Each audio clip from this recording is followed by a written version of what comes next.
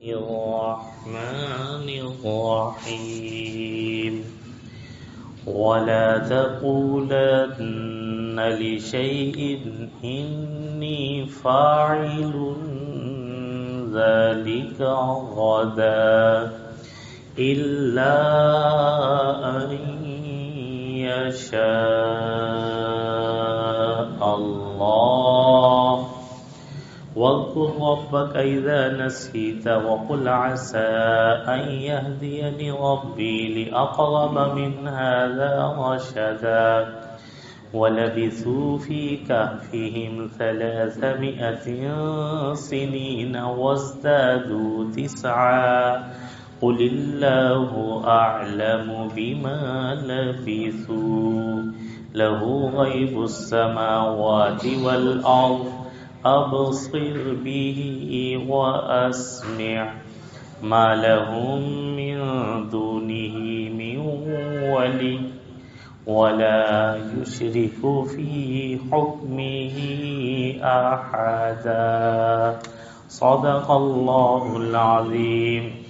اور آپ ہرگز کسی چیز کے بارے میں یہ نہ کہیں کہ میں کل کو اسے کروں گا، مگر یوں کہیں کہ اگر اللہ چاہے تو کروں گا، اور اپنے پروردگار کو یاد کیجئے جب بھول جائیں، اور آپ کہہ دیجئے کہ ان قریب میرا پروردگار اس سے بھی زیادہ نیکی کا نزدیکی راستے کی مجھے رہنمائی کرے گا۔ اور اصحاب کہف غار کے اندر 300 سال رہے اور بڑھا لو 9 اور۔ آپ کہہ دیجئے کہ اللہ خوب جانتے ہیں کہ کتنا عرصہ وہ غار میں رہے۔ اللہ ہی کو آسمانوں اور زمین کے غیب کا علم ہے۔ اللہ کیا ہی خوب دیکھنے والا اور کیا ہی خوب سننے والا ہے۔ اللہ کے سوا ان کا کوئی کارساز نہیں، اور اللہ اپنے حکم میں کسی کو شریک نہیں کرتا۔ سورہ کہف کی آیت نمبر 23 تا 26 کا درس ہے۔ اللہ رب العزت نے اس رکوع کے اندر اصحاب کہف کی کہف غار کے اندر رہنے کی مدت کو بیان فرمایا۔ اس سے پہلے ایک مسئلہ بیان فرما دیا جس کا شان نزول یہ ہے کہ جب مشرکین مکہ نے یہود کے کہنے سے نبی کریم صلی اللہ علیہ وسلم سے روح کے بارے میں، ذوالقرنین کے بارے میں اور اصحاب کہف کے بارے میں سوال کیا، تو نبی کریم صلی اللہ علیہ وسلم نے فرمایا میں کل تمہیں اس کا جواب دے دوں گا۔ آپ کو امید تھی کہ اللہ رب العزت وحی اتاریں گے، لیکن آپ انشاءاللہ کہنا بھول گئے۔ 15 یا 18 دن تک وحی نہ آئی۔ 15-18 دن کے بعد اللہ نے اس سورت کو نازل فرمایا، تو اللہ رب العزت نے اس آیت کے اندر اسی بات کو ارشاد فرمایا کہ جب بھی آپ یہ کہیں کہ کل کو میں یہ کام کروں گا تو انشاءاللہ ساتھ ضرور کریں۔ کوئی بھی کام کرنا ہو اس سے پہلے انشاءاللہ کہنا چاہیے۔ اللہ رب العزت نے قرآن پاک میں حضرت سلیمان علیہ السلام کے واقعے کی طرف اشارہ فرمایا، جس کو نبی کریم صلی اللہ علیہ وسلم نے بیان فرمایا کہ حضرت سلیمان علیہ السلام کی 100 بیویاں تھیں۔ انہوں نے قسم کھائی کہ آج کی رات میں ہر بیوی کے پاس جاؤں گا، اور اس سے جو حمل ہوگا اس حمل سے مجھے ایسا انشاءاللہ لڑکا پیدا ہوگا جو مضبوط جسم کا ہوگا، اور 100 کے 100 لڑکوں کو اللہ کی راہ میں جہاد کے لیے وقف کروں گا۔ انشاءاللہ کہنا بھول گئے، اور پھر وہ جب اگلی اس کے بعد صبح ہوئی اور جب بچہ پیدا ہوا تو کوئی بھی بیوی حاملہ نہ ہوئی، ایک کے یہاں سے بچہ ہوا جس کا وجود بھی پورا نہیں، ادھورا وجود تھا۔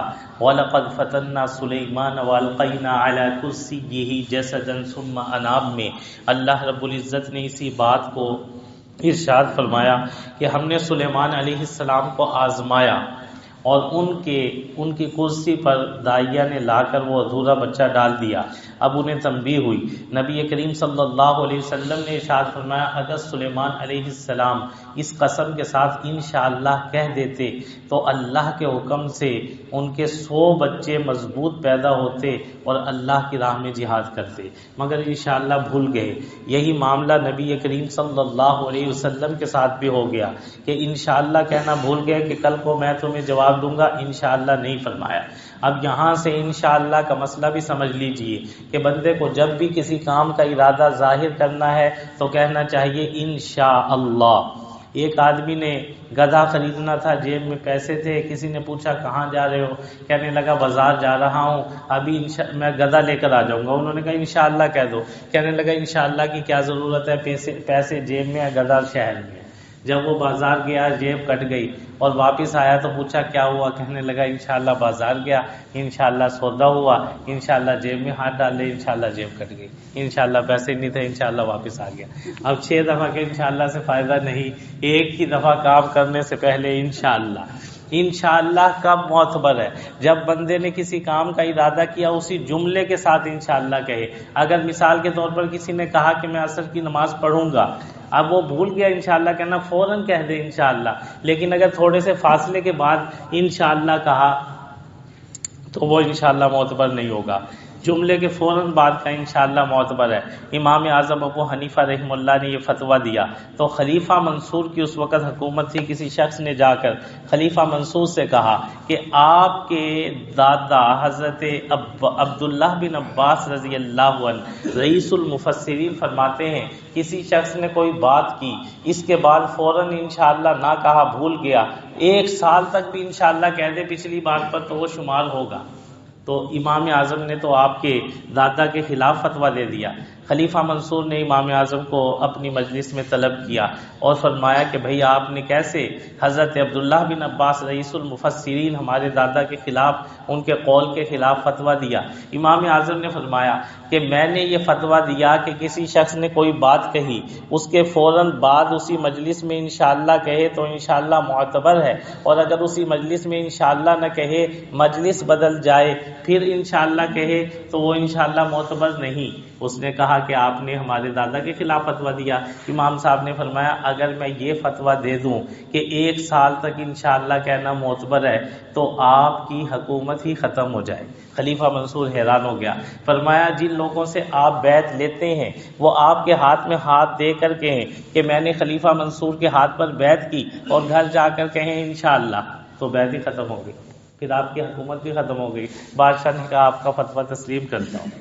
اللہ رب العزت نے آیت کے اگلے جز میں اسی بات کو واضح کر دیا، وَاذْكُرْ رَبَّكَ إِذَا نَسِيتَ، جب آپ کو یاد آ جائے، آپ اپنے پروردگار کو یاد کریں اور بھول گئے ہوں تو پھر پروردگار کو یاد کر لیں، یعنی انشاءاللہ کہہ لیں۔ 2 مسئلے اس آیت مبارکہ سے نکلے۔ ایک بندے کو انشاءاللہ کہنا بھول گیا، مثال میں نے عرض کر دی، میں عصر کی نماز پڑھوں گا، انشاءاللہ بھول گیا۔ اب جب دوبارہ انشاءاللہ کہنا ہے تو دوبارہ انشاءاللہ کے ساتھ جملہ بھی دوبارہ کہہ لے، اس میں کیا حرج ہے؟ یوں کہے انشاءاللہ میں عصر کی نماز پڑھوں گا، بھول جائے تو دوبارہ جملہ بھی ساتھ کہے، جملہ الگ انشاءاللہ الگ، یہ انشاءاللہ قابل قبول نہیں ہے۔ ہاں جملہ دوبارہ کہہ لے۔ اسی کو اللہ تعالیٰ نے ارشاد فرمایا کہ جب آپ اپنے رب کو بھول جائے، آپ انشاءاللہ کہنا بھول جائیں، یاد آ جائے اپنے رب کو یاد کریں۔ دوسرا مسئلہ اس لیے یہ نکلا، رب کو بھولنا، رب کی اصل بھول رب کی عبادت، اور عبادات میں سے سب سے بڑی عبادت نماز کا بھول جانا ہے۔ فرمایا اگر کبھی آپ نماز کو بھول جائیں، یہ کبھی کبھار کی بات ہوتی ہے، ایسا نہیں کہ کوئی بندہ صبح کو ہر روز ہی سوتا رہے اور کہے جی میں تو بھول جاتا ہوں اس لیے میری نماز قضا ہو جاتی ہے، ہر روز ہی میری آنکھیں نہیں کھلتی میری نماز قضا ہو جاتی ہے۔ ایسے بندے کی قضا معتبر نہیں ہے، یہ گناہ گار ہے۔ نبی کریم صلی اللہ علیہ وسلم سے زندگی میں کبھی ایسا ہوا ہے، ایک مرتبہ آپ نے پہرے دار بھی مقرر کیے ہیں جگانے کے لیے، لیکن اللہ نے سب پر نیند طاری کر دی اور سب کی فجر کی نماز قضا ہو گئی اور سورج بھی نکل آیا اور اس کی کرنیں بھی آپ کے چہرے پر پڑی اور انہوں نے آپ کو جگایا، تو آپ اٹھے اور آپ نے فرمایا انا للہ، ہم سب سے فجر کی نماز قضا ہوئی، پھر آپ نے فجر کی نماز کی جماعت کرائی، امام کی بھی قضا، مقتدیوں کی بھی قضا، یہ مسئلہ امت کو سمجھانے کے لیے اللہ نے نبی کی بھی نماز قضا کروا دی، اس میں یہ حکمت تھی۔ تو کبھی بھول جائے بندہ اور کبھی رہ جائے تو نماز جو ہی یاد آئے فوراً پڑھے، وقت ہوگا ادا ہوگی، گزر گیا ہوگا قضا ہوگی، نماز اپنے ذمے میں نہ رہے، یہ مسئلہ سمجھا دیا۔ پھر فرمایا آپ کہہ دیجئے کہ ان قریب میرا پروردگار اس سے بھی زیادہ نیکی کی راستے اور نیکی کی بات کی طرف میری رہنمائی کر دے گا، اس سے بھی زیادہ نیکی کی بات، اصحاب کہف کے واقعے سے بھی زیادہ انوکھا واقعہ ان قریب پیش آنے والا ہے، اس کی طرف اشارہ تھا۔ اور وہ واقعہ اللہ رب العزت نے 10ویں پارے کے اندر بیان فرمایا۔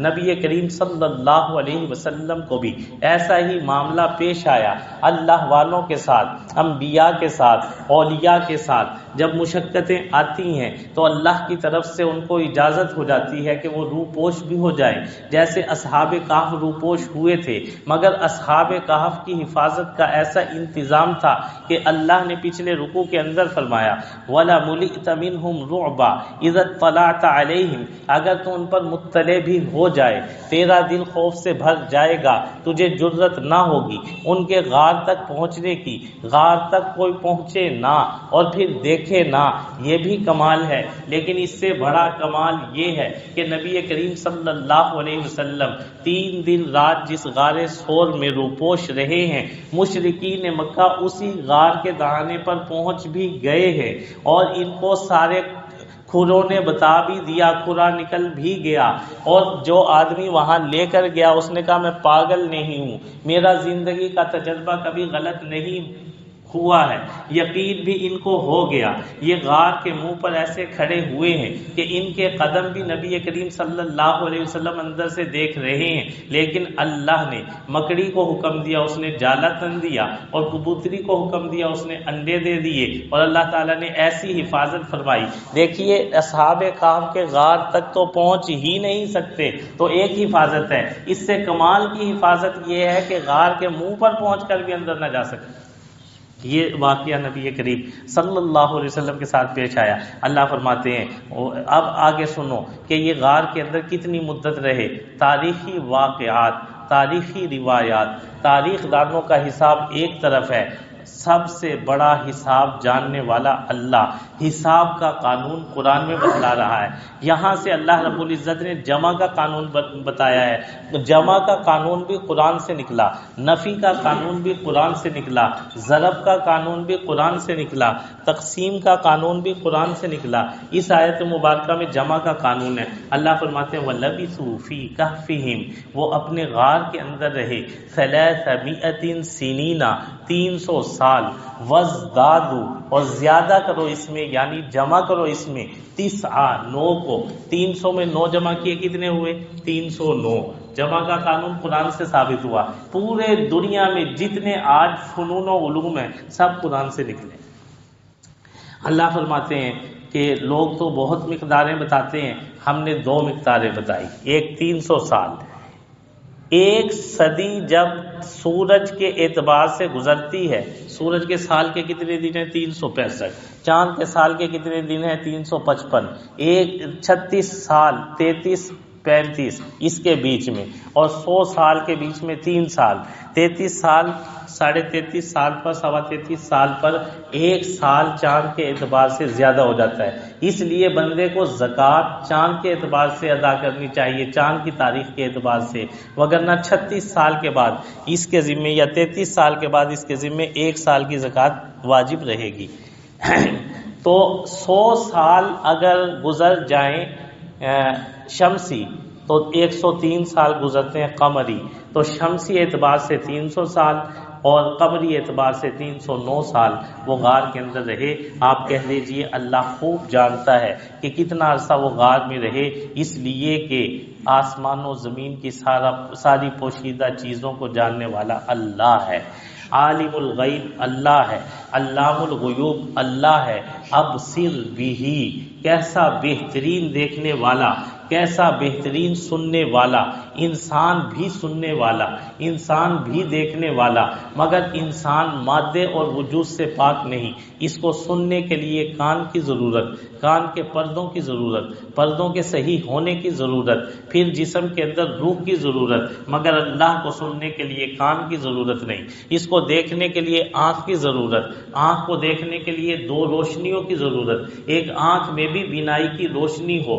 اور باہر بھی سورج یا رات کے وقت میں بلب یا ٹیوب لائٹ کی روشنی ہو، دو روشنیاں نہ ہو، اس کی آنکھ نہیں دیکھتی، مگر اللہ سارے اندھیروں میں دیکھتا ہے اور بغیر آنکھ کے دیکھتا ہے، وہ آنکھ سے پاک، وہ کان سے پاک، وہ وجود سے پاک، مگر ساری صفات میں کامل، ما لہم من دونہ من ولی، اس کے سوا کوئی تمہارا کار ساز نہیں، کام بنانے والا نہیں، ولا یشرک فی حکمہ احدا، اور اللہ اپنے حکم کے اندر کسی کو شریک نہیں کرتا، اس لیے کہ اس کو نہ معاون کی ضرورت ہے، سارے معاونین کے بغیر تنے تنہا وہ سارے کام کر لیتا ہے، تو تمہیں کیوں تعجب ہے کہ اس نے اصحاب کہف کو کیسے سلایا ہے، کیسے حفاظت کی ہے؟ اس سے زیادہ تعجب کی بات تمہیں قرآن میں بتا دی ہے کہ اس نے اپنے نبی کریم صلی اللہ علیہ وسلم کی غار ثور میں اور 100 تلواروں کے نیچے اسی رات میں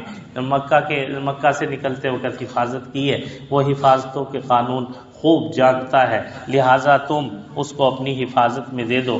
اللہ رب العزت ہمیں ہر آن گھڑی اپنی حفاظت میں آنے کی توفیق عطا فرمائے۔ نبی کریم صلی اللہ علیہ وسلم نے ایک دعا سکھلائی ہے، صبح کے وقت میں جو بندہ پڑھ لے اور اللہ رب العزت اس کو اپنی حفاظت میں لے لیتے ہیں، اے اللہ میں اپنے آپ کو، اپنے دین کو، اپنے گھر بار کو، اپنی چیزوں کو آپ کی حفاظت میں دیتا ہوں۔ بندہ صبح کے وقت ہر صبح میں عربی میں بھی یہ دعا سیکھ لے، اردو میں بھی سیکھ لے اور دھیان کے ساتھ پڑھے، اللہ رب العزت بندے کی ساری چیزوں کی حفاظت فرماتے ہیں۔ اللہ تعالی ہمیں اپنی حفاظت میں آنے کی توفیق عطا فرمائے۔ وآخر دعوانا الحمدللہ رب العالمین۔ الحمدللہ رب العالمین والعاقبۃ للمتقین والصلاۃ والسلام علی سید الانبیاء والمرسلین۔ ربنا آتنا فی الدنیا حسنہ وفی الآخرۃ حسنہ وقنا عذاب النار۔ پروردگار عالم، جیسے آپ نے اصحاب کہف کی ایمان کی حفاظت فرمائی، آج بھی امت مسلمہ کے ایمان کے عمل کی حفاظت فرما لیجئے۔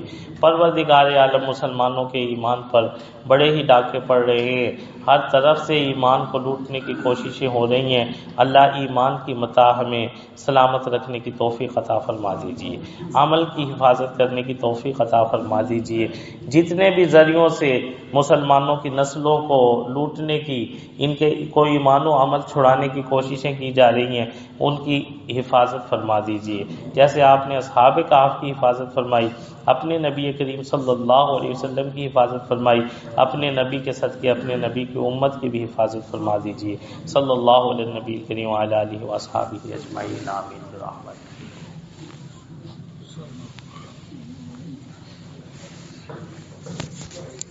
جی